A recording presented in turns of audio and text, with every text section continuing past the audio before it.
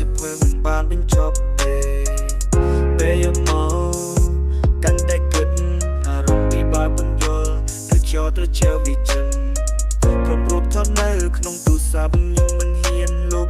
សំបីសំឡេងអុកក្រាប់អូនខ្ញុំនៅស្ដាប់ដកតែចង់ទំលាក់ចោលតែចិនមិនអាចដោះស្រាយស្រលាញ់អ្នកដែលមិនស្រវិញ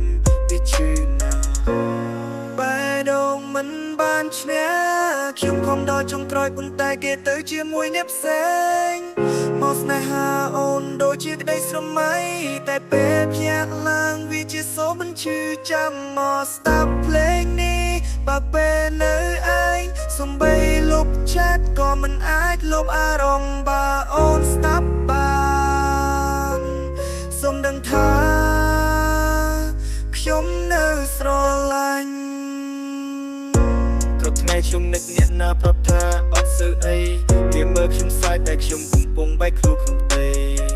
មិនប្រែថា move on តែចិត្តបបិទសេតគ្រាន់តែឃើញឈ្មោះអូន online ខ្ញុំចេះតែចាំ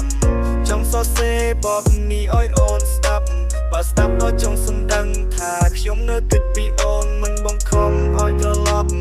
តែបើធ្លាប់ស្រឡាញ់គឺធ្លាប់ឈឺចាប់ជារឿងពិត